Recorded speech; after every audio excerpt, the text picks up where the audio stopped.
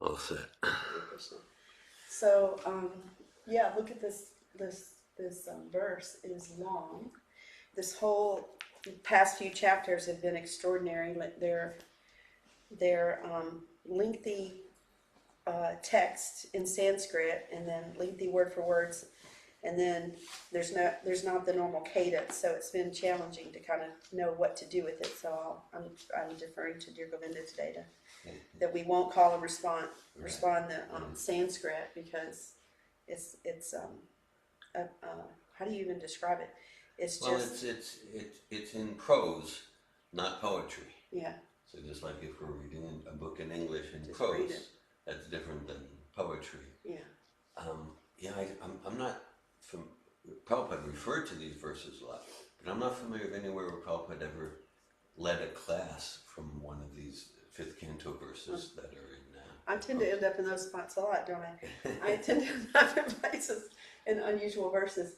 But they call to me, and I stopped here instead of going to the next chapter, Yeah, where he meets Maharaj Rahugana. yeah, I stopped here because we've been studying Bharat in morning program, and so it just seemed like yeah. before jumping in, let's culminate Bharat Maharaj and Jai Bharat, and then we'll start Monday. That sounded like a better idea. So I stopped, and this weekend I'll catch up. So I can. I'm aiming to finish Canto 5 before the end of May, and also sit in it. I don't want to whiz through it. So yeah. I was looking at this verse all morning. It's so long and so overwhelming. There's so many points in it that I was thinking, if you had asked me to do this a year ago or 5 years ago, I think I would have left or cried. And today I look at it, and there's just so many good points in there to talk about. It's encouraging and exciting, and I know I can't cover them all in our class, but there's just so much there. And as we were singing all of our prayers this morning, it all just comes right back to this verse. And so I was like, well, it's a good thing I do have a little almost 10 years of coming to this morning program to sort of feel confident that, yeah, Krishna will give me something to talk about, and hopefully it's truth from the best I can do from where I'm at right now after these 10 years. So we'll read from the translation to verse 20, so 5:9:20. Sukadeva Goswami then said to Maharaj Parikshit, O Vishnudat, those who already know that the soul is separate from the body, who are liberated from the invincible knot in the heart, who are always engaged in welfare activities for all living entities, and who never contemplate harming anyone, are always protected by the Supreme Personality of Godhead, who carries his disc, the Sudarshan Chakra, and acts as the supreme time to kill the demons and protect his devotees.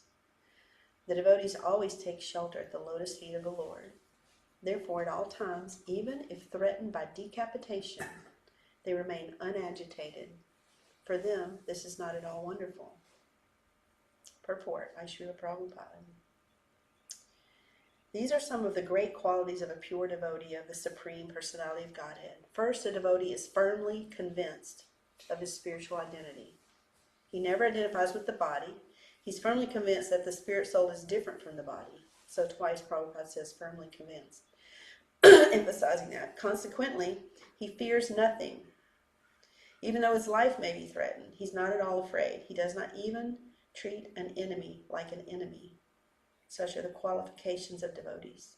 Devotees are always fully dependent on the Supreme Personality of Godhead, and the Lord is always eager to give them all protection in all circumstances. Thus ends the Bhaktivedanta purport of the 5th canto, 9th chapter of the Srimad Bhagavatam, entitled The Supreme Character of Jai Bharata.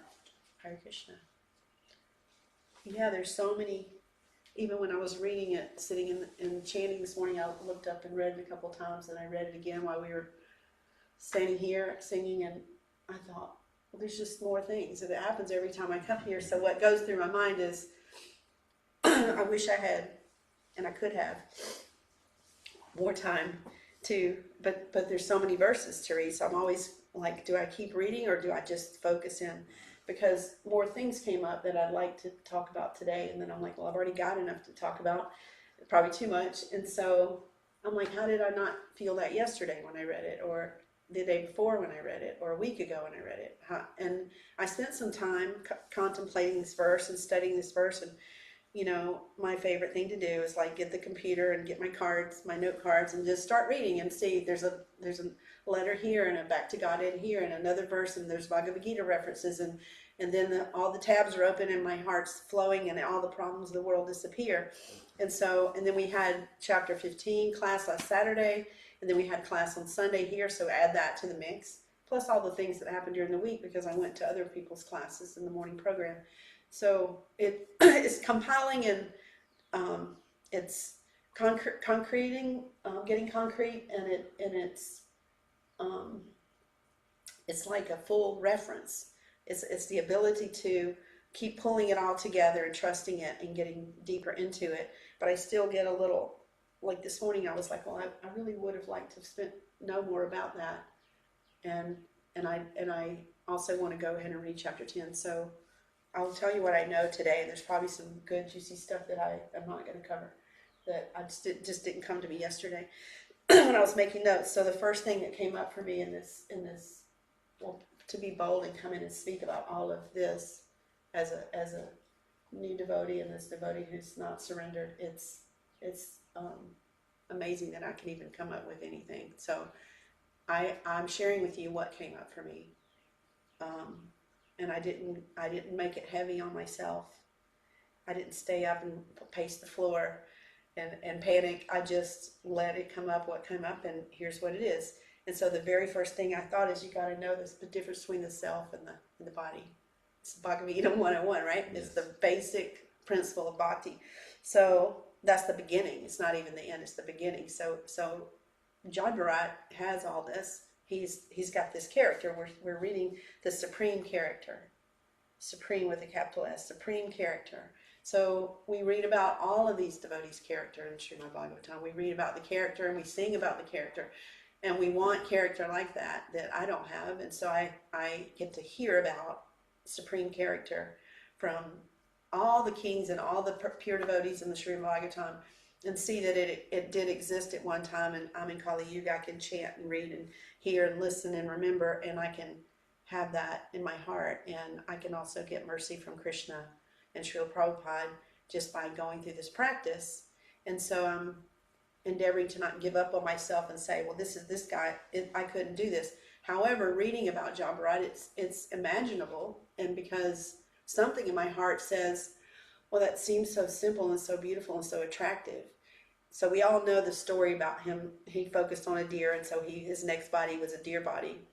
So in the deer body, he was conscious that he was in the deer body, and he remembered his last life. So he protected himself. He isolated himself. He cut out all the garbage of his life. He wasn't even taking any chances.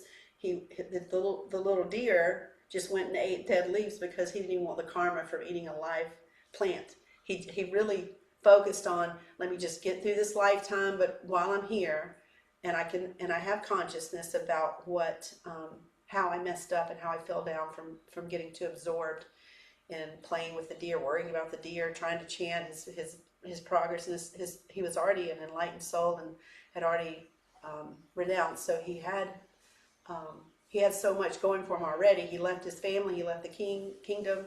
He's chanting in the forest at the special place along the river, and he witnesses it in an instant. He's intervening and brings this deer into his life and thinks he can manage both, but we can't. I always think I can manage both too, and I wasn't even pure to start with. So managing both.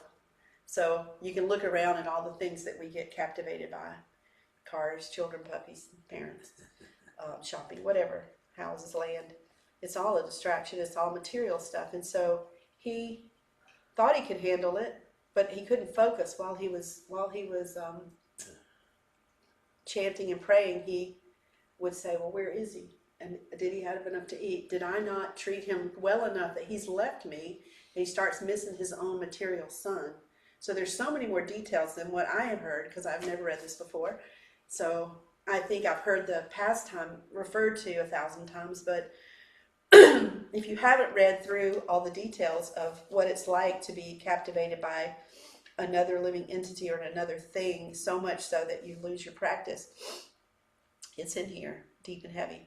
So now he's in the deer body waiting. I'm gonna end my deer body life in isolation. I'm not gonna be around with other deer. I'm not gonna be walking through town or sniffing around. I'm gonna be over here, and I'm biding my time, and I'm gonna focus because I'm not gonna mess up the next time. So he comes back in a Brahminical family. He's got this father who's trying to teach him all the qualities of the Vedas and how to do everything. And he wants nothing to do it because he's so focused in his heart that he doesn't want brahmachari training. He's not focused on what is listening to his dad. He's just internally focused. So he's got Krishna in his heart, but he's not even explaining this to his dad or any of the people. They're saying, "What's wrong with you?" Like he was I think one of 100 sons. Is that? And he was the first son. He was the smartest son. He was the best son. Yeah. But also he just refused. He did things opposite. So there's these crazy stories about him just defying things because he's like, I don't want to. I'm not messing up again. I just need to focus. So we can all relate to that. Just let me focus and let me not have so much distraction and temptation. One of the crazy stories is, his father's teaching him like after you pass stool, then you wash your hands. Mm-hmm. So he washes his hands and then he passes stool. The opposite. Just wanted to share that. I was thinking about that. So you can see that he's like, I guess I don't know what it's like to be that transcendently internally focused, to care what nobody thinks, and to really step out of the system of the material world and just stay internally focused through this lifetime, no matter what happens around him. So he's dirty. He's wearing a dirty loincloth. He's just kind of sleeking in the background, in the shadows, because he doesn't want to interact with anybody or be tempted by anything. So he eats what comes to him. He stays wherever he stays. His brothers give him hard work to do, and then give him some old burnt cheap rice, and he just takes that. That's what he has. Doesn't worry about anything. And so he's out in a paddy field when these thieves and rogues, Prabhupada calls them dacoits. I had to look up that word, but he used it a few times, dacoit. So these are like, these are barbaric people who worship Kali, and they are hunting around for someone, a human, to sacrifice, even though that is not mentioned in the Vedas. They just make up their own stuff, and they're kind of doing their own religion, and they're really atheists, but they're with Kali, but they're not, it's really screwed up what they're doing. So they're thinking, hey, if we get this is my interpretation, this is not Prabhupada, if we get a human rather than an animal, she'll like us even better and we'll get even more stuff. So we'll get a low grade human, like someone that's deaf and dumb or that doesn't matter in society. And they happen to stumble upon, they're looking, and they stumble upon John Bharat, who's in a field. He's kind of protecting so the animals don't eat up the crops. And they go tie him up, and he doesn't resist. He doesn't explain, hey, he's self-realized. He's a pure soul. He knows everything, and he's not even telling anybody. He just lets himself get captured. They're carrying him over to the altar to sharpen the swords and decapitate him and give him to Kali so they can get some material benefit. And they think that she's going to like it, so that shows you where they're at. That's not what she's about. So the response is that they're just getting ready, and he's just letting it happen. He's about to get decapitated, and Kali witnesses this. We just read and sang about how the devotees get protected. So she busts out of the murti and just comes down and takes control of the situation. And she takes the very sword that they were about to use on him, and she just decapitates the entire group of rogues and thieves and drinks the blood out of their body, out of their heads, and kicks the heads around and plays ball. So she's taking names, right? So that was kind of wild to read the last few days. And it's not too much detail, but it's an interesting turn of events. And the whole time, John Barat's just sitting there and he just walks away. Like he's not into all this reacted. I know that anybody I know, including me, would say, but wait, you don't know who I am. Wait, God, please help me, save me. He's not even praying. He's not even he's just pure in his heart and sticks with that. So he knows the self to be different. So that's how he can do that. So that's where we start, is knowing the difference between the self and the body. So he's not worried about his material body. So he's undisturbed, completely undisturbed because of that. So that's where you have to be to do that. So he sees everything the same, non-duality, big thing with John Barat. He doesn't, whatever it is, he's, whether people say, wow, he's a real amazing soul, he knows so much, and his ability to stay detached, he doesn't, none of that, or even here comes somebody with a sword, or here comes people with ropes, it's all the same to him. He's in the soul, he's with his soul, he's not with his body identification. So he's the perfect example of non-duality, of not seeing the difference between everything.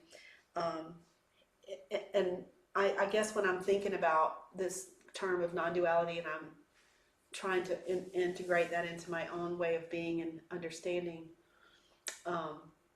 there's Prabhupada House, we have people coming and going, neighbors and guests always.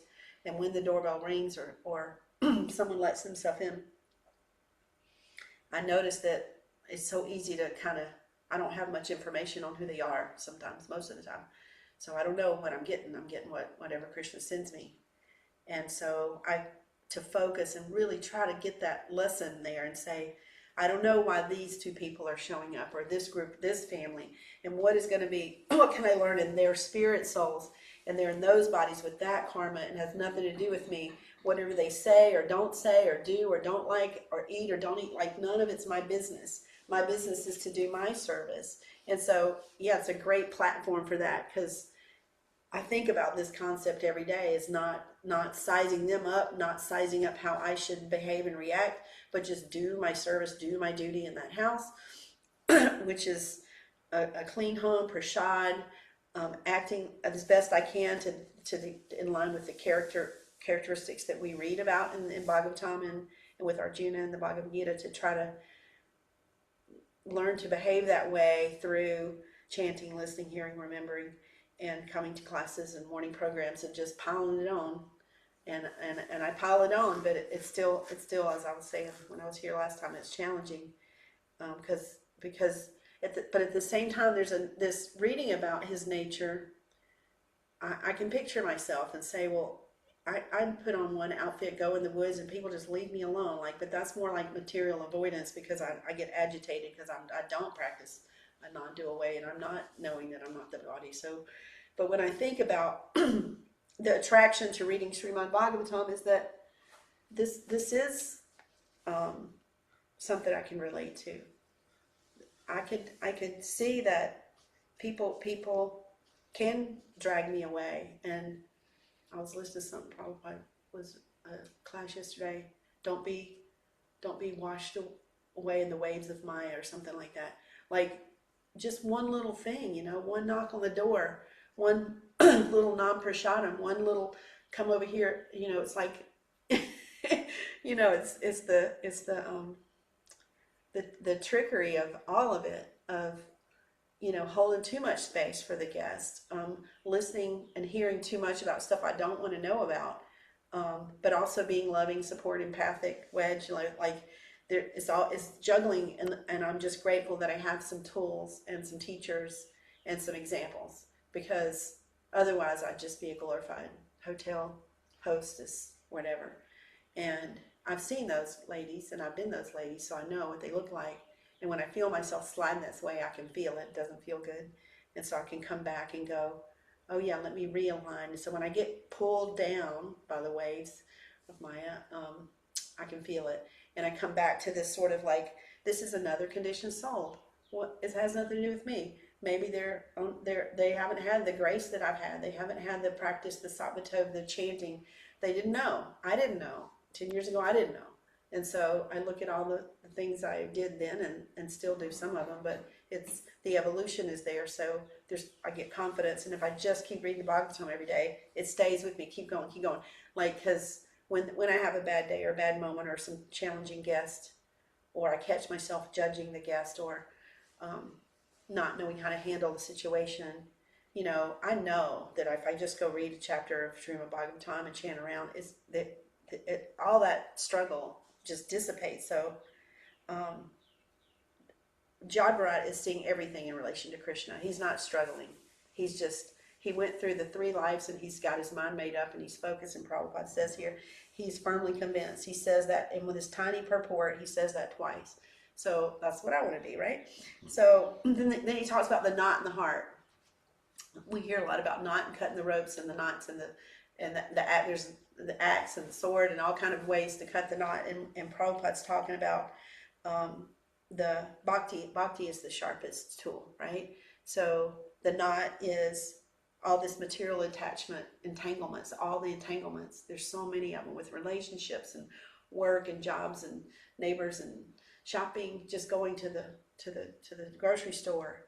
It's so easy to just get entangled in something real quick, but just stay in focus. I've gotten where I just wear my earphones and chant the whole time because I don't want to have the mundane conversations. I don't want to overthink the products. I don't want to chit chat with the lady, but I also want to be Krishna conscious. So it's constantly evaluating where I'm at in that. So that this our attempt to find happiness in the material world, which we're all doing in so many different ways, it's everywhere in everything. If even in Prabhupada's house, but if I go outside, it's really present in the world. And luckily, it's a small town, so it's less present. But it's a prominent thing for us to all go looking for ways. And so we're just tightening the knot. And Prabhupada was saying, I was reading this back to God yesterday, and Prabhupada was like, you know how you make a knot and you tighten it, you put a knot at the end of the string or the rope, and you put another knot just to make sure and he says, y'all are just putting knot after knot after knot. And so it was funny because I could picture that because I sew and you put one knot at the end, And if I really got a thick fabric or I need to be strong, I do. I put 2 or 3 knots so I could relate to that example of tightening the knot. We're supposed to be untightening the knot, untangling the knot, cutting the knot. So we have this heart knot in the heart. But when I read Srimad Bhagavatam, what I notice is my heart hears things that it's known before. Like everything that I've practiced in the last 10 years, I'm here because I've known this before. I can feel it. It's rusty and covered up, but it's in there. And so focusing on loosening the knot, untying the knot, not creating more knots, eating the dead leaves instead of going out to the market and begging for whatever the deer would have gotten or from its mother, is that don't create more. Try to untangle what I've already got. So don't go outside and fish around for things that are going to seemingly make me happy. Because I can watch it with, my guests are traveling here to go to the springs, to go to work, to see their parents for their anniversary, to go to a wedding, to have vacation time, spring break. We were loaded with families coming for spring break. And so they're looking for anything they can take their family to do to get happy. Some of them will go into the Temple of the Universe, looking. Yeah, last night I got a call from a girl who's at the silent meditation retreat in Jessup in Georgia. Everybody goes to that thing, 11 days, Vipassana, so she wants to come down afterwards. I'm happy to host her because I want to show her what the difference is. I feel that responsibility. So talking to her yesterday to make her reservation, I said, I made a reservation for her for one night, and I know that she needs more than one night to experience what's going to happen at Prabhupada's house. So I said, I have one more night, but you should take it because it won't last. I was really putting a little pressure on. I said, I think you might need 2 nights here. She wouldn't commit, but then 5 minutes later after we hung up, I saw the ding and she went ahead and booked it. So that's powerful. Like, that's exciting for me to go, I'm going to think about now how to have that conversation with her about chanting versus silence, and how we can't clear the mind of all that. We engage the mind. So look what Prabhupada's thrown at me for next in 11 days, whenever that is. So yeah, there's there's preparation, but not to be, a lot of this chapter talks about, being responsible for other people's spiritual awakening. That's what we're supposed to be doing, But John Wright, he didn't preach anything. He was not preaching, but there's so many ways that can show up because we're all unique individuals of how we do our service. When I look around at my cooking skills and other people have different skills, and we come together as a group when we came together for initiation, and Saturday night there was music at Lee Compton right next to his house, and today we have a small group here with some people online, and we're finding ways to come together and serve through a Prabhupada and serve each other and stay rooted and keep our knots from multiplying so that it doesn't get so tight, because we're all in the business right now of untying the knot and cutting the knot in the heart. And so everyone has one, because on this material world you can't live here and say I don't have that. It's knot after knot after lifetime. So the built up millennia of karma, we've got lots of knots, and so we don't want to get them tighter and layered. We want to undo them. So the knots are that we're attached to something. I'm attached to comfort.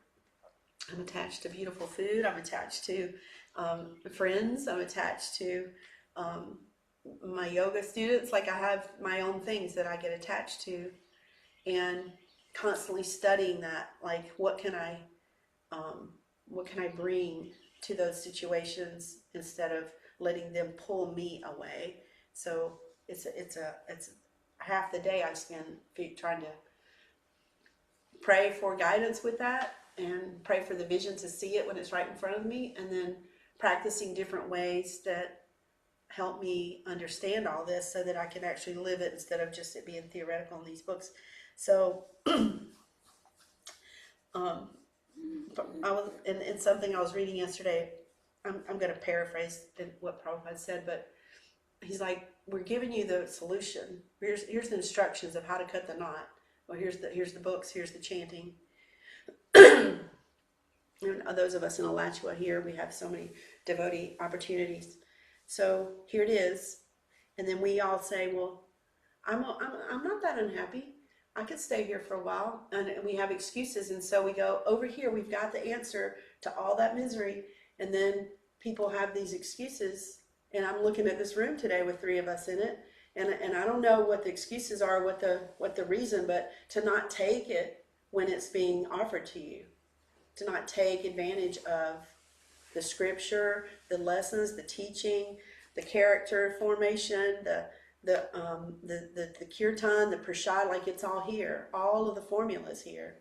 And so why would someone say, well, I don't want it right now? It's not that bad over here. Like I've got this, and I've got a boat, and I'm on the lake, and I got money in the account. I got a good job. I've got my family, my kids. I can't go anywhere. I got my kids. Like I can't bring the kids. Oh, they wouldn't. I've thought those things myself. I don't want to go back to Godhead quite yet. I don't really need to. I don't think you're talking about me, and so I have responsibilities. And so probably I was saying, like, we say that. We have responsibilities, and we don't want to neglect our responsibilities. So instead of saving our soul and going back to our original father home, we stay here and go, I'll just make do with this one. As miserable and uncomfortable as it is, I'm pretending that it's okay. And so even if I can't, Prabhupada said this, even if people say this, he was referring to what he hears, even if I can't stay, even if I can't live here forever, I need to enjoy while I'm here, because let me enjoy it now, because this is what I know I can count on right now. Like I got a vacation coming up, I got a cruise, that might get paid Friday, whatever it is, we make those, it sounds so crazy. And it's almost like they're saying, no, it's actually better here. Like they don't really believe and trust. I'm not saying I've got it all figured out when I'm saying they, I'm talking about me too. So breaking the attachment. So then this is for Srimad Bhagavatam, Canto 1, Chapter 2, 21. Karma is terminated when we know the difference between ourself and our master, which is being referred to here. Knowing the difference. You got to know that relationship and that difference not just I'm the master. I got this. I've got the mortgage. I've got my. In fact, gosh, I was telling y'all the other day about this butcher. That just two butchers died right after they butchered for 30-something years. They retired. Two different butchers in different towns, and it happened to be a discussion at my table one night. And I thought, well, it's a great opportunity to discuss karma, right? And so,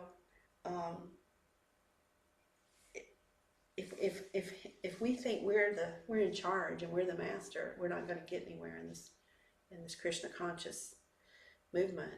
And so, learning that I'm not the master of Prabhupada's house or any house, and that my job is to understand this principle of master and servant, and it's nothing I ever heard of before. I mean, it still feels like I heard about it yesterday, even though it's been a decade now. It still is like, oh yeah, I don't know how to serve.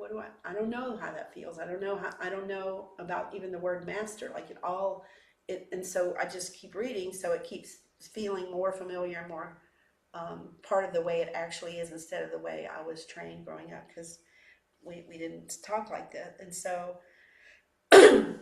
remembering what we're reading, which is another issue, but anyway, always engaged in the welfare of others. So Jabra served his brothers and his family. He served the kingdom for a while. He had a family, and then he was serving, and then he became the deer because he started serving the deer. So be careful who we serve, right? And so what came to mind was like all the scripture about, well, whatever we focus on expands. Whatever I spend time doing is where my consciousness is going to be, right? So I can real easily stay over there cooking and cleaning and forget who it's for and what it's about. And so what we focus on expands. And that's a light way to put it, but he focused on getting out of here, and he got out of here. He focused on being a deer, because Krishna listens. He's hearing even what we're not saying, and sometimes that's embarrassing. And other times I'm too moved or too I don't know the words, how to talk to Krishna or Prabhupada, so I just meditate on the feelings I'm having, and I like knowing that Krishna and Prabhupada can hear me even without me saying that they are. And then there's the times where I have the most ridiculous, embarrassing thoughts, and I feel like, oh boy, this is not good, because they are hearing, and I'm going to get what I asked for. Kesha Swami uses that joke all the time, that the new restaurant called Karma, and there's no menu because you get what you deserve. He tells that verse in his classes all the time. But it's funny, but it's true. It's like, I'm getting right now what I deserve. I don't even think I deserve, if you're asking me, I don't even think I deserve what I've got, because it feels like I know more about me than y'all do, so I don't know. But always thinking and engaged of the welfare of others. So that's a devotional quality that I have to learn, like always thinking of others. Like I'm usually just thinking of myself and survival and deadlines and planning. And that's not the devotional, unless I'm planning a devotional program. But even then, there's a lot of trust involved. Trust in being able to afford it, complete it, energetically complete it, and show up 100% committed to whatever I'm creating for Prabhupada. It takes some of the heaviness off us versus when we plan and try to complete material activities. So he doesn't even treat an enemy like an enemy. Well, how do you do that? So I was focusing on this yesterday, and it's not just tolerance. It's not just like, well, I'm just going to sit here and let it, whatever, they're tying him up, they're taking him to the altar with a sword in their hand. His brothers are mistreating him. His father's teaching the deer he's in the deer body, and he's got to endure that lifetime. Like, it's not just tolerance in the sense that I'll just be a punching bag. I'll just be illiterate, dumb, let everything go and be tolerant, like ignorant. It's more than that. So it's knowing that difference between the body and the soul, and focusing on that, and then looking at others soul to soul. You know how they say in yoga namaste, like it's really, really living that, like looking and seeing that little soul. There's some paintings that have that drawing, that painting, and it's always encouraging to look at. So even when I'm assaulted, even when I'm forced to do something I want to do, even when I'm not recognized for doing what I did do, even when I think I did something awesome and nobody notices, like none of that can happen. Like really focusing on just, I'm a spirit soul, I'm finding my way back to Godhead, and so are they, and so are they, and so are they. And my best activity that I can do for anybody, whether they're an enemy or not, is to share Krishna consciousness with them, model these characteristics that we're reading about best I can right now, and do the things, follow the prescription to have more of that in my life. So I was thinking about yesterday, this back when I was catering and event planning for years, this system we had, it was an amazing system. I created it, and I have to say I did really good at it. But it was, you have 5 or 10 or 20 events going on a day, and so you have all the food, the tables, tablecloths, flowers, lights, DJ, all the stuff has to go to these places all over Florida. So you can get to somebody's house or to the O'Connell Center or wherever you're going, the UF surgery department, and you get there and you don't have something you need because somebody didn't follow the system. And I was thinking about this yesterday, like how much I focused on creating and perfecting that system of how the lemons need to be cut for this cocktail and how the lemons need to cut for that salmon, which tablecloths and what sizes. There's 8 sizes of table. They all have to be the right size to fit the table. And if you have a little table, use a little flower arrangement. If you have a big table, you have to use a bigger flower arrangement or they'll disappear. And candles and lighters and matches and corkscrews and all the things that go into it. Everything has to go off because someone on the other end wrote a big check and they're expecting it to be perfect, like you go into a restaurant, but you're loading up the restaurant and taking it to them. So there's so much room for mistake if you don't use the system. But over the years, because I started small, I created a check system, checks and balances. And if you use the system, you could get all the way to Lake City and not be missing one single thing. And it literally can be the one thing that the person's going to ask for the first. And you'll be like, okay, you don't want to say I don't have it because it's going to be a rough night. So I was thinking about that system. And I was thinking about Prabhupada gave us a system. And it's about real perfection because that is perfection nonsense. I mean, it's nice and I can use those skills when I plan events now and when I cook at Prabhupada's house or bring prasadam or whatever. Or reading or just doing morning program. There's a system. Prabhupada gave us a system. It's all mentioned in here. And we over and over again get to experience as we visit each other's homes and ashrams and temples, and we see there's a system. Wake up at this time, don't eat too much, don't sleep too much, chant this many rounds. This is how you offer prasadam. This is how you bathe. This is how you don't focus too much on this and this and try it. And here's some instructions. Here's some examples. Here's all the books you need. I've condensed it down into a manageable amount of books. So you don't even have to jump in the whole thing. And here it is. We're giving it to you. And not only that, we got to get it. I mean, I didn't even ask for it. It just came. So I have to go searching for it. So that the system of perfection for Prabhupada, perfection in Krishna consciousness versus perfection in the material world, it was just a bunch of nagging people going, okay, the vans don't have gas in them. They weren't gassed up last night and they're all about to leave and go to their prospective. And who was in charge of the gas? And it would start the blame game. And then we had someone, and when they had credit cards, it was supposed to get done, but it wouldn't. Or the ice machine is depleted, and we still have 6 more events to go. Who was supposed to order the extra ice? So there was always that going on. So when I took Satmato the first time, 2017, I came in with David's book, put a stack of them on my desk, gave them to all my people, sent a lot of people through Satmato, and said, here's how you're going to, here's the win strategy, and here's how you apologize. And we're not doing that anymore. And I changed the structure of the company just by making people conscious of how we want to find and blame in the system that I created. But I was like, if we use the system, there's success. Whether it's success in catering, which now for me now isn't important, but at the time it was. But now I have the skills because I know how to create and follow a system. And so then the independence and my want to control my own life and not serve and so forth gets involved. But I was comparing those last night and I said, well, this is such a better system and we're being given this system. And it's not even as complicated. And there's nobody to blame if we don't make, it's just we get to look in the mirror. It's not even anybody else. I have been given the system. I have all the books. I have a beautiful space. It's not even just an average old space. It's a perfect space to worship, to pray, to chant, to sing, to read. And I have friends who want to do it with me. I mean, there's no excuse.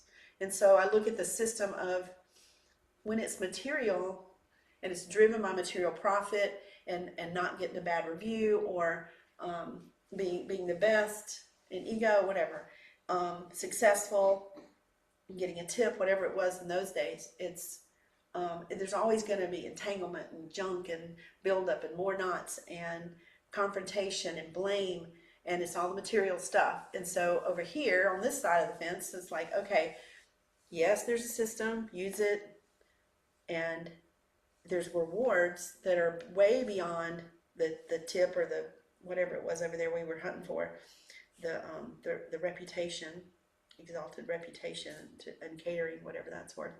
So I was thinking about the comparison. I was feeling it yesterday and thinking, okay, I'm so glad that I don't think that's important anymore. And it still trickles in, I admit it, but at the same time, it's like a way of embracing a system that I didn't have to create, and I don't have to point any fingers or blame anyone. It's all, if I'm not feeling gratified, happy, joyful, alive, and if I'm feeling tired, sad, whatever, then I get to go, well, what am I doing? Where part of the system did I skip? Just like they would skip my system. They hated it because it was complicated, but I was like, you can't just throw a bunch of stuff in a truck and drive to Lake City and hope you got it all. There has to be a system. And so we had all these systems, and people would come in and look at the system because it took a whole wall. And they'd say, what in the world? And I'm like, this is how we do it. So this is how we're the best, you know? And so now we have this system, and it gives me the best of something else. And so I can bring that system into my new life sometimes, and I can feel it because it's external. This system requires my internal focus, my firm conviction, constantly.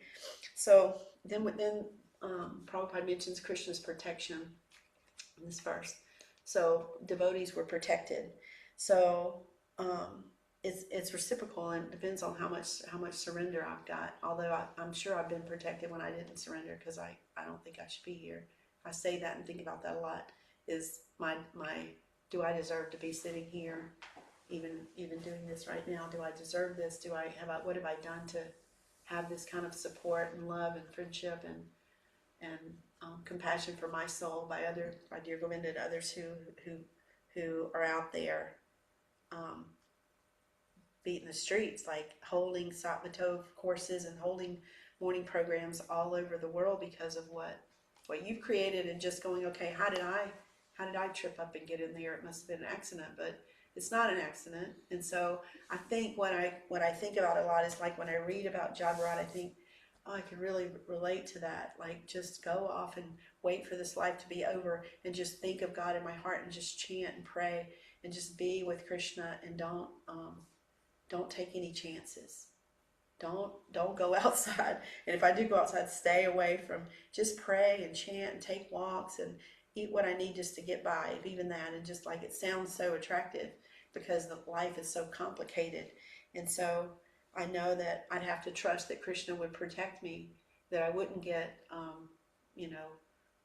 sidetracked, die of starvation, whatever happens when you go off like that in the forest or to the ashram or whatever you do. Like,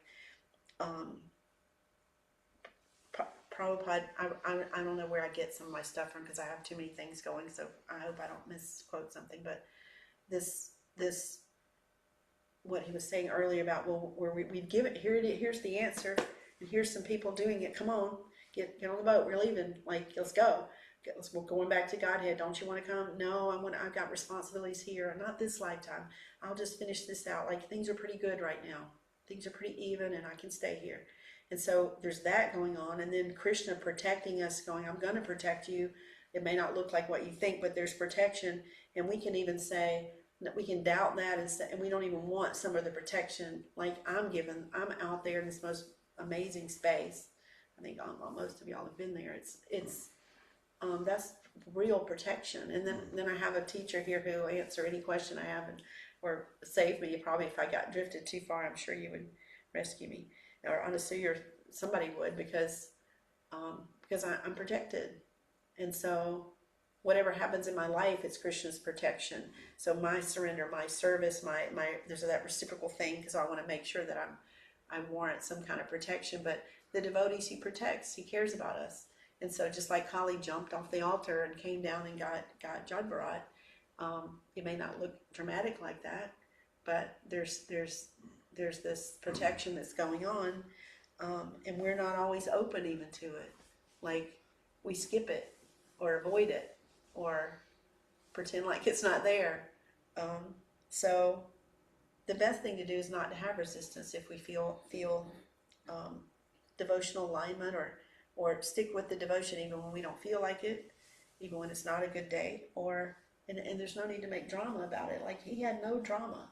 He never, Jadbarat never pointed at himself or even used the word I or mine. And we've studied that so much in Srimad Bhagavatam that sometimes when I hear myself say I or mine, it feels uncomfortable, because nothing's mine, right? And I'm just caretaking this space over Melrose, and Jadbarat was like, he would avoid things where he had to use the word I or mine, because he just he didn't even want to get tripped up by that. Am I remembering that correctly? Somewhere I read that. Sometimes I don't know where I get stuff. I mean, it's there. It's true for me, and it came from something I read. It didn't come from a novel, but I don't know where or how. I might be mistaken. Well, no, I think I me mine. I and mine. That's a common theme in Prabhupada's books.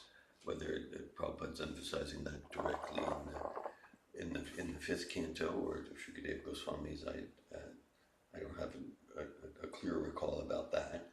But Jadbarat, for sure, there was no self-absorption. Even like a point that you emphasized early in the class, that there was nothing in him that wanted to announce his amazing realizations, his realizations, his inner experience, where he's like so realized, and like he's not the body, that he's about to be decapitated, and he knows that he can't be killed. He's not even praying to Krishna, please save me. But he's not announcing that. His whole modus operandi was going around like he's some complete fool.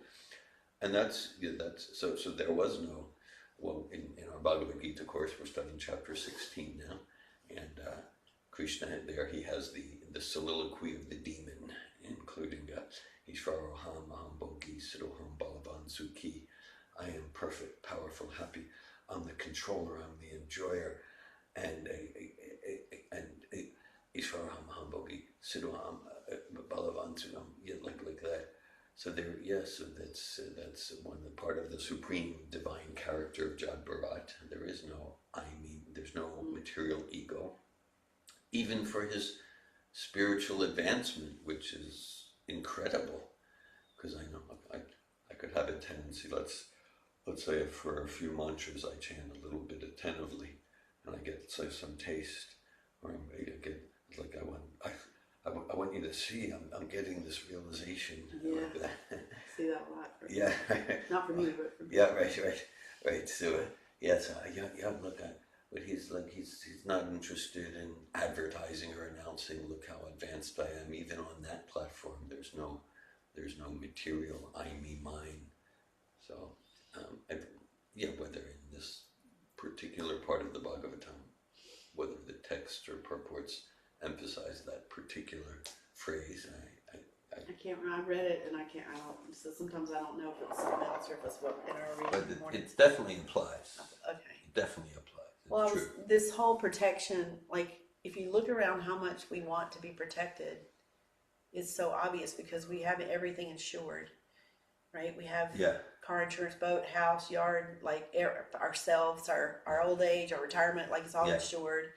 And then we've got doctors protecting us, and so we everything around is like to keep us from having discomfort. We're trying so hard to be happy, and then we're trying to find ways to mitigate it. And so we work so hard to pay for all this insurance and all this medical insurance, health insurance, car insurance. There's so many kinds. And then, It's all about the fear. There's yeah, eating, sleeping, mating, defending, and sometimes yeah, defending is described as fearing. And so with Prabhupada and Bhagavatam, they do emphasize that at the eating, sleeping, mating, defending, the four basic activities of material existence, animal life, that the defending, that's the core one. That's pervasive. That's always there to the extent that we're material consciousness, because eating, sleeping, and mating, that can sometimes be satisfied. Oh, I had a good meal. Oh, I slept nice. Okay, a few hours later, I want to eat again. I want to sleep again. But the fearing, even if we get everything we want, there's fearing. fully insured, yeah. I need an insurance policy. The government, here's this envious person wants to take it away. Or I want, so the fearing is the pervasive experience of material consciousness. Yeah, pervasive, that's a good word. It's just, seems like we've got more insurance now than ever. Like now they're very, and even if you have the best policy that you paid the most for, worked hard for, there can be a little loophole the day that you get hit by the car or get the cancer or whatever, you brain tumor or whatever happens. The insurance won't cover that. Yeah. You didn't read the fine print on section sub B57. You didn't. And so we don't even really feel comfortable with our fake insurance. Like we worried. I mean, that's probably why we're so sick as a human culture. It's like we're trying to get too many things to mitigate anymore. And it used to be you kind of had a little bit of soft, but now lately it's like everything's a racket, and so probably it doesn't even, the policy you have won't even be there when you need it. It's just another form of cheating. Yeah, another form of cheating. So even if we feel secure and safe, then it's complete illusion. But if we choose devotional service as our insurance policy, we get some awesome protection that by someone who we can trust, and it's going to be the most amazing protection ever. It's not going to look like you get a check when you wreck the car. It's going to look like a big bonus. Like it's going to be more than we can imagine. So, but because we don't have the policy, the written paper policy, I guess it feels too risky to go back to Godhead and get on the path, of Krishna consciousness, because right now I got this whole drawer full of these 17 policies. And if you have a family, I don't know how people even afford that, but how do you, worrying always about what the kids are going to get into, or who the 16-year-old driving the car and all that kind of stuff. Prabhupada talks about the Sudarshan chakra. I wasn't going to go into too much about that, but I wrote it down if I had time, but I think I'll skip it. So, as the fifth canto goes on, towards the end of the fifth canto, there's a whole chapter about the Sudarshan chakra. I read up a little bit, and then I'm like, this sounds like over my knowledge level right now, and I need to wait till it's. I'd read some other pastimes where that chakra had been used, and I like a heat-seeking missile kind of thing with Krishna's will, and there's no stopping it, and it follows.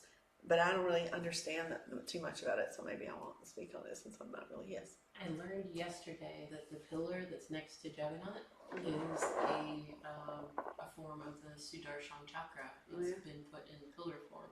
Okay. It's called a stamba. Okay. Sudarshan stamba. And I got really excited by that, so the fact that you're mentioning it, I'm happy. You know that. So I was just going to run through real quick the character of John Bright. Just kind of, for me, it's a way to kind of line up some goals for myself and some ways of being that I want to embody more as I grow in my devotional life. So I was really it's called the supreme character of John Bright. So he had one single goal. So I'm just going to rehash all this just a little bit. Not to fall into illusion. Like, what if that was our only goal? Mm-hmm.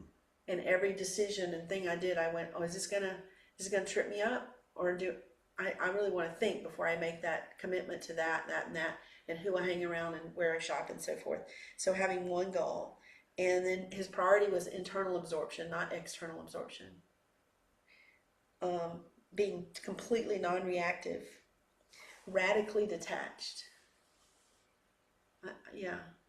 I see that's a difficult one. zero focus on other people's perception of himself. Wow. Yeah. Like, what would that be like? No social engagements, no education, no status, no relationships. It's just his internal relationship with Krishna. It doesn't mention it may be later, but it doesn't mention his spiritual master here. So I was like, well, it doesn't need to, because he's got the one front of the he's one. Yeah. He's already got he's I guess he was kind of born. When he was born, his father knew he was the son that was going to be the smartest, the bright. He could tell when he was a baby. So he's calm and he's absorbed. So even with the sword coming towards his neck, he's calm. Even with Kali jumping off the altar, he's calm and absorbed. And we talked about non-dual. He ate what came to him. He slept wherever. He understood undisturbed even by death. So he's about to get slaughtered, and he's not saying anything. He's not even humiliated that they're slaughtering the wrong person, because he's not the person they think he is. He's not this dirty, deaf person. He's an enlightened soul. He's a pure devotee. He's not even claiming that out loud. He's just undisturbed. His outward appearance don't need to describe who he is in the social strata. So he doesn't need to wear robes and carry a dunda. He doesn't need to show anybody. He doesn't need to prove anything to anybody. There's no outward display of his knowledge. And so he doesn't have his degrees on the wall. He doesn't have his class ring on. He doesn't talk about his college days or his education. He doesn't hang out with those boys he went to school with because they give him status. Like we have so much of that going on here. He didn't need to be admired for anything. And so he never tried to impress anybody. So like that alone, like we could just take that for a year and meditate on like, well, let me just take these one at a time and see what I can bring into my own life. So also, I just wanted to mention in chapter 15, when we were reading Saturday, I was listening and reading along and when we had class, in Bhagavad Gita class Saturday, and I was listening to each verse and reading each verse, and then if it applied to the pastimes of Jadbarat, I just circled it in my journal. And I was like, I want to go back, and because it's nice for me when things interlace. And so I was thinking, okay, I'm going to go back and reread these verses and purports because they support what we're reading in the pastimes of Jadbarat. So I was just going to quickly just mention a couple of those, since most of y'all there read 15 too, is the bodily identification, pridelessness, not under the illusion of false prestige, is verse 5 in chapter 15. So not having the false ego, all those character traits that we just read, that comes from not being in the ego, not being false ego, not focusing on the self, but focusing on the soul. No proprietor of nothing, lording over nothing. I don't even know. That sounds so awesome. And then verse 9, consciousness changes according to our association of whatever material qualities we're associating with. The next body gets decided by what we're associating with right now. So if it happens today, maybe it'll be okay, but you got to build up that. It's not something we can decide at the last minute. And I was thinking about Nanda Kishore when I used to go visit him in the nursing home with Mother Janava, and he was out of it, mentally out of it. You couldn't have a direct conversation with him about what's going on right now, but you could talk to him about anything in this stuff, and he could cite verses, quote scripture, and it was like he was sitting with Prabhupada, and he knew nothing about the current situation. His conscience was so steeped in his practice that had gone on before he got ill that it just was in there. And I'd just say anything. I could bring up any subject, and he could pull the verse up, quote it, sing it, and he was happy to do it. And his whole body and face would light up. He was right near his death, and then I was with him also, and I know you were too, when he did finally leave his body, and everyone was reading to him, and there's no doubt that he had that on his consciousness. I saw some other sides of him. I was over there a lot when other things were going on and he wasn't in a good mood or he was pressured with something. But still, if I said, can you help me learn this verse, or when you want to sing this prayer with me? Not zero hesitation.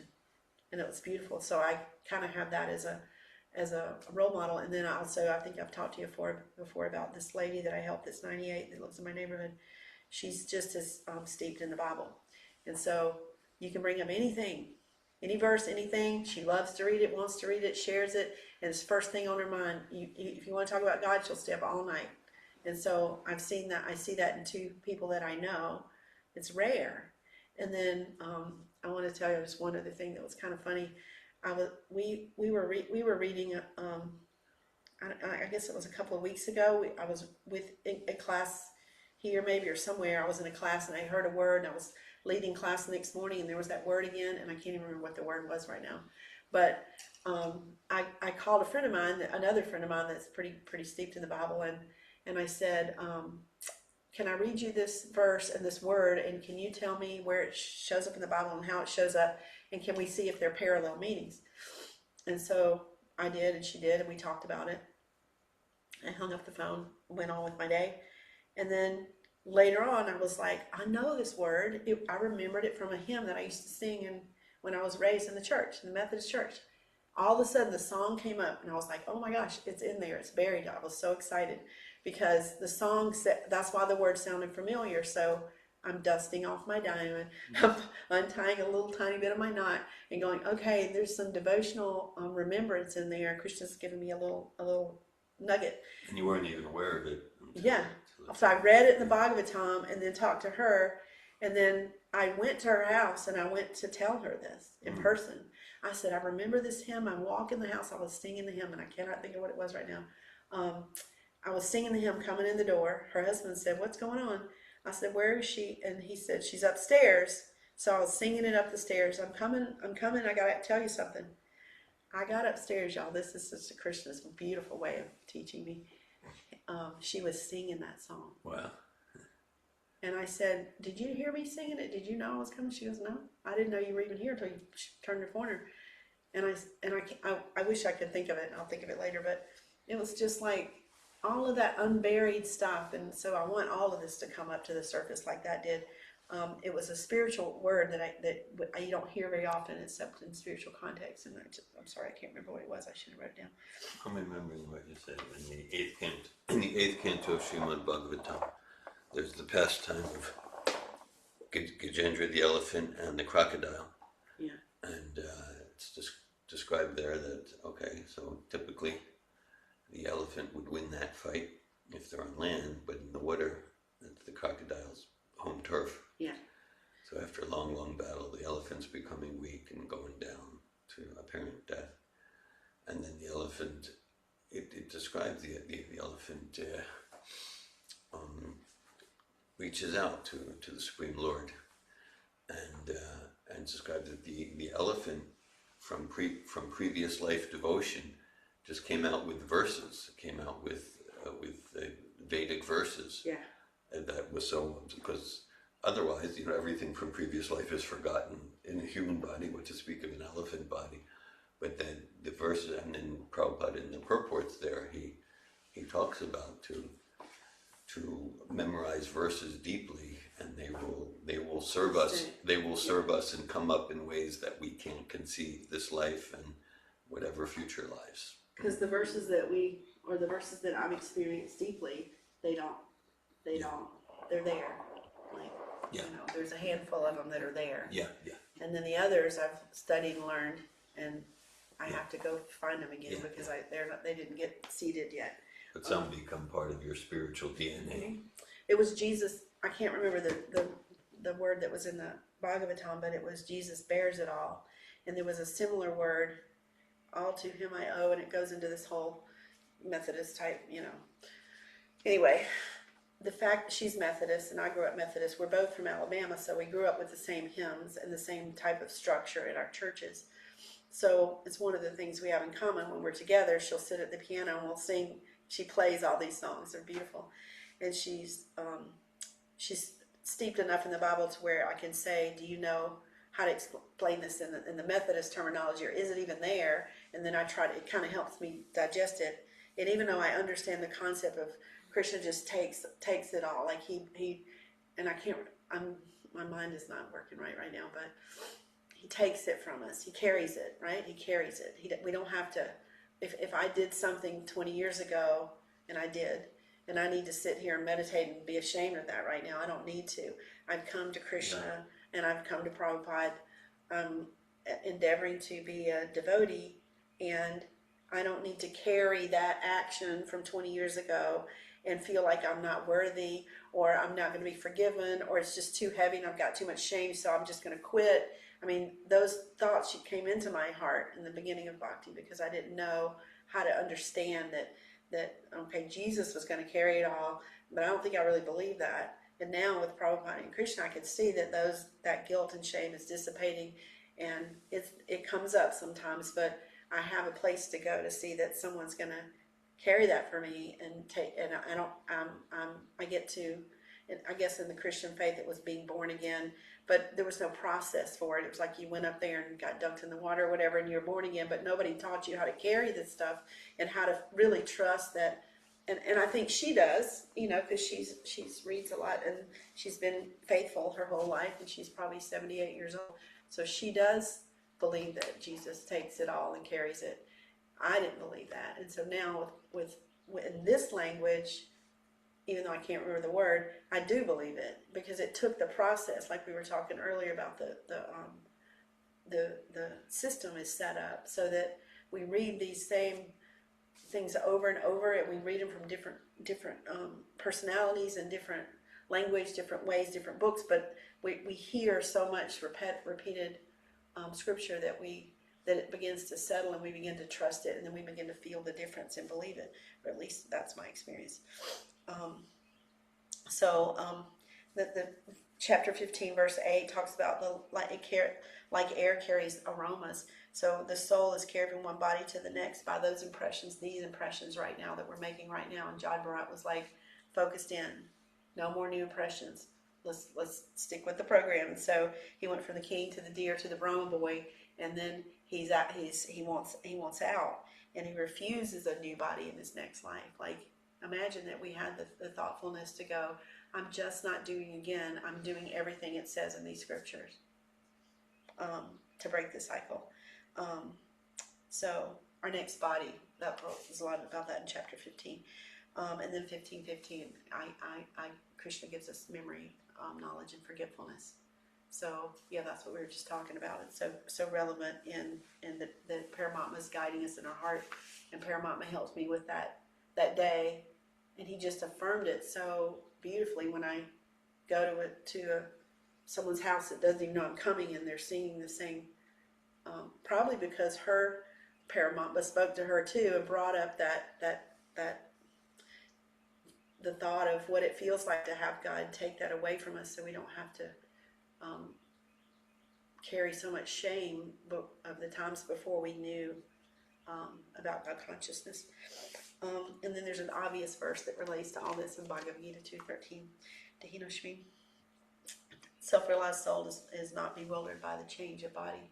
So Bharat was ready to let his neck be cut, and he was also in the deer. So it's a good example of that verse. A good the soul goes to another body at death, and so our job is to project and pick out where it's going, and not just let it be random chance. I think I'll stop there and make sure there's nothing else I wanted. I guess what I'm going to close with is that we could have an intentional life.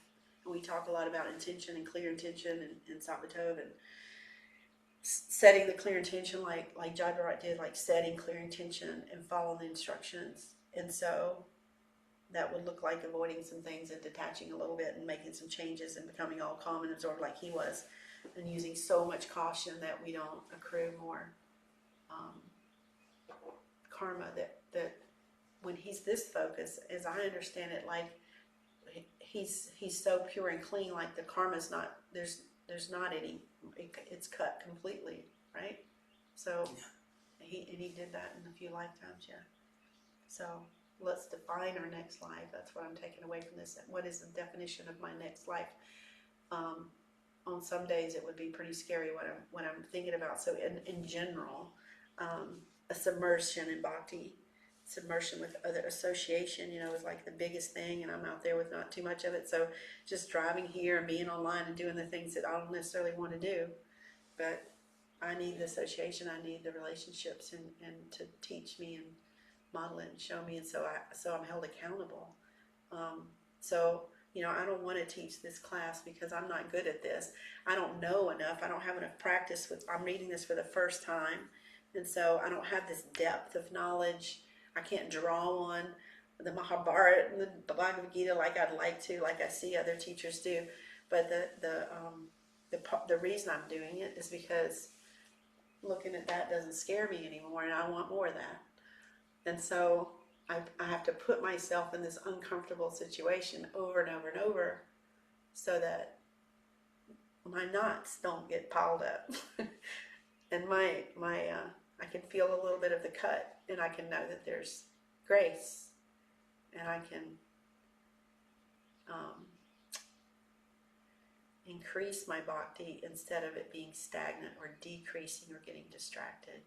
So putting myself, and I have amazing accountability partners, and dear Govinda and Anasuya and Laksmipriya here. I see them so much, and so I know that they're there to support my bhakti growth, and they have good intentions.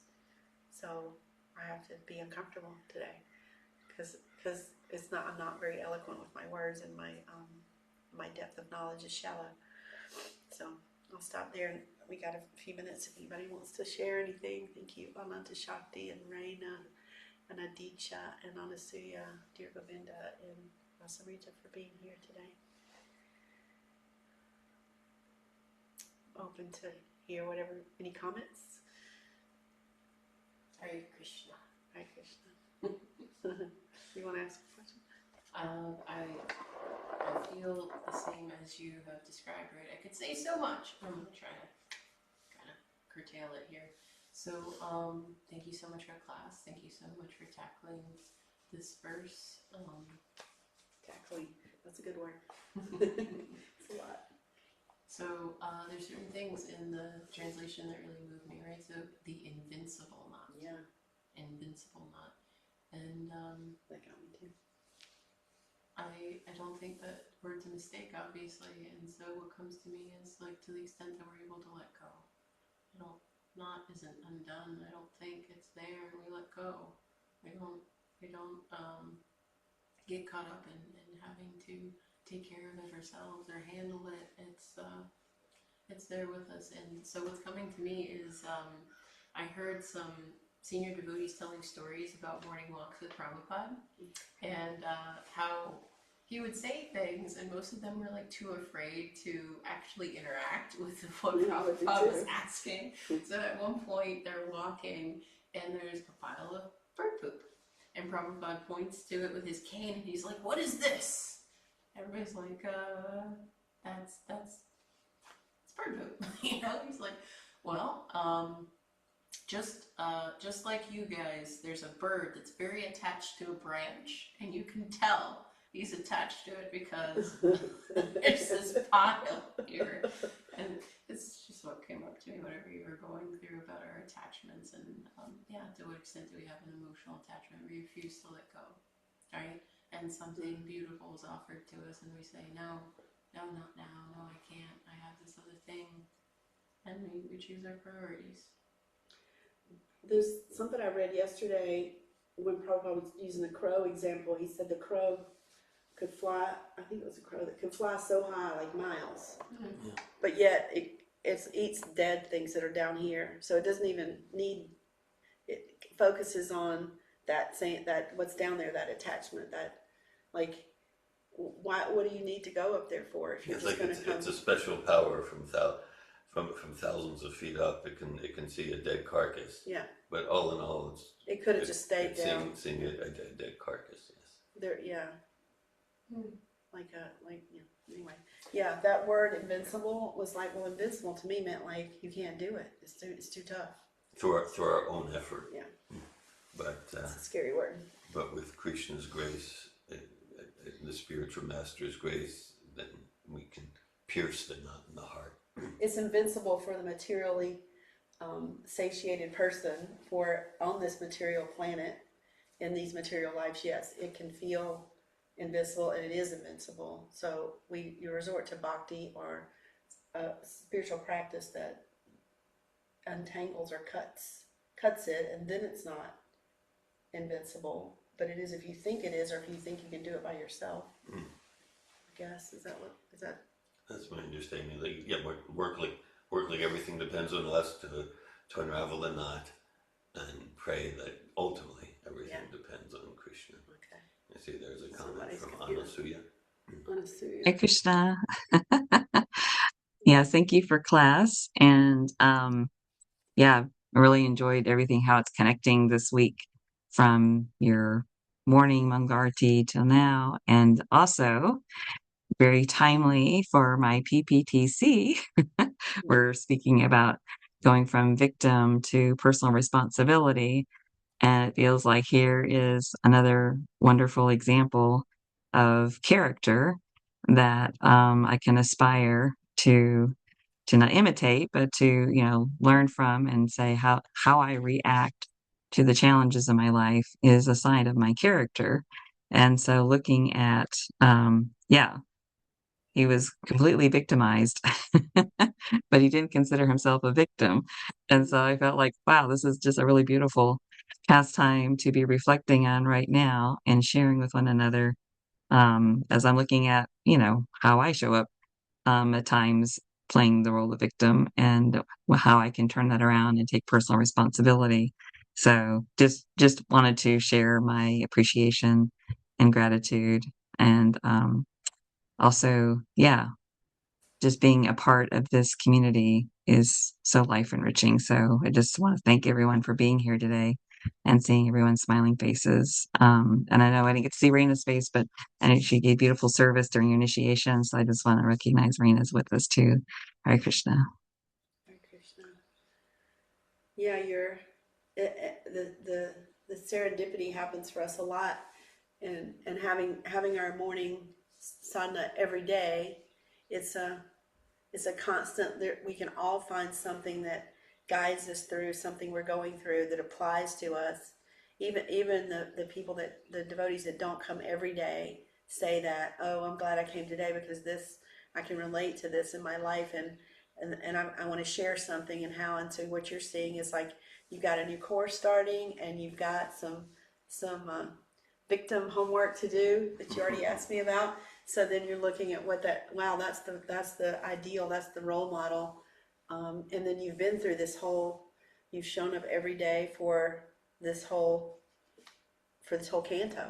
But we've talked a lot about Bharat Maharaj and John Bharat, and their character, and it's doing what it's supposed to do. It's settling on you and having you in deep reflection so that you can apply it. And then you would think like we're going to talk about John Bharat again, like how much more, and yet there's whole new stuff surfing that applies directly to something you can relate to, and you're happy about that. You're smiling, and you feel a lot of gratitude for the group, the morning group, this group, your PBTC group, and all the Sabato people, and everybody that showed up here today, and for Saturday's initiation. Like you feel it, like it's all one big hug family.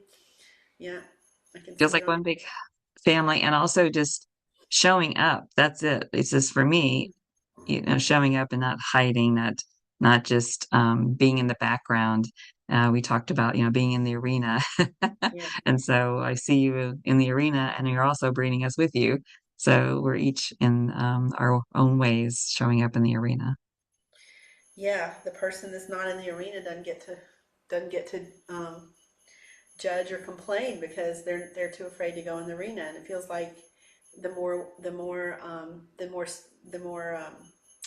we participate in bhakti, the more we don't want to sit in the sidelines anymore. We want to be in the arena, and we want to be. Yeah, maybe I might say the wrong thing or be embarrassed or whatever, but it's worth it because I'm seeing myself grow and evolve, and I'm around people who want the same thing.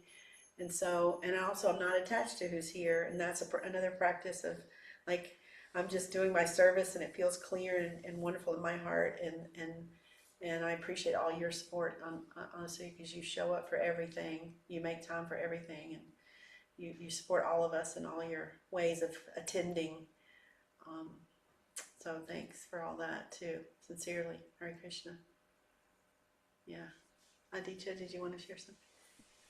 Yeah, thank you for the class. I just had a question in relation to Jada Bharat's pastime.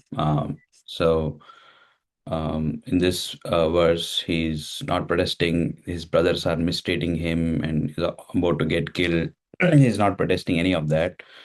But in the 10th canto, his pastime with Maharaj Rahugana, he's carrying the palanquin, and then when Rahugana he's not carrying the palanquin properly, and then he gets irritated, and then he threatens him with punishment, and then being threatened by king, he begins to talk. So I was Yeah. just wondering, like, why he didn't just accept this in this instance also with Maharaj Rahugana. Because he So has a job to do. I think he has a job. Our number one job is sharing Krishna consciousness, and he's got the king, the most important person that can change the whole world. He's king of the world. This is how, I don't know the whole story, but he's not a preacher, but this is an important person in a situation where the future of the whole world could change, and he converts the king, right? That doesn't, I think, I don't know the whole past. Yeah, the king is completely transformed. I appreciate your response. Thanks for your question, Aditya. Yeah, just as Laksmipriya is saying. So it's like, it's not that he's a preacher or not a preacher. He's a servant of Krishna. And he said, okay, here my service is to tolerate in silence and let them chop off my head, whatever. And Here, my service. and then in the next few chapters, his service is, because he's not personally protesting.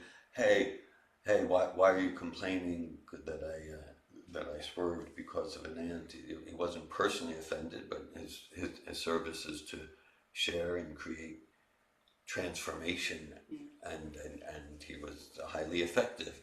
And we can imagine he sensed that, as arrogant as Maharaj Rahugana was, Jad Bharat saw that, okay, he's receptive, he's open. There's some childlike spirit of discovery, and just like with Narada Muni, there's the most brutal, vicious person, the hunter, Grigori the hunter, but Narada Muni saw he has some childlike trust in this knowledge. So so different services at different times. So he didn't take that energy and focus when he was with the dacoits, the rogues. He could have, but there is a different level of personality. Now he's dealing with ruler of the world. Yeah. And there's really going to be a different outcome if he converts the ruler of the world versus some thieves. Yeah. Right? Not that they're diminished. I mean, they're still spirit souls. They're spirit souls at the same time. We can imagine. Yeah, so it's different times, place, and circumstance. Yeah. I mean, well, that's all I can take from that, because I don't know enough to reach back, but there's probably more. I appreciate the discussion. Ananta Shakti. Hi Krishna. Hare Krishna. Thank you, Laksmipriya, for giving the class, and I'm glad I came. I really enjoyed listening to you, and I experience now a lot of urgency after listening to you, because you spoke so much about, like, staying focused, and to not fall like into illusion, not to take it light, and I don't worry like so much about it in my life. I just take everything for granted, and so it really connected me like with much more like urgency, and I just experience you speaking like from a place from so much urgency. So I feel affected with it, and it reminded me about like Prabhupada says, like, he's worried that his disciples are not enough afraid of Maya. Yeah. And I can see myself in that, and listening to you, I'm now a little bit more afraid. And more afraid of Maya after this class. And my pearl is and I have a pearl, because my pearl is like just use Prabhupada's perfect system. Oh, And I really liked how you you made like this compassion, like with your own system. You came up like in your catering business, and how much effort you put in, and then just like having now like the perfect system, and we can just take it, right? Yeah. And okay, the other question is like why we don't take it, and but it's there, and it's perfect. Yeah, thank you.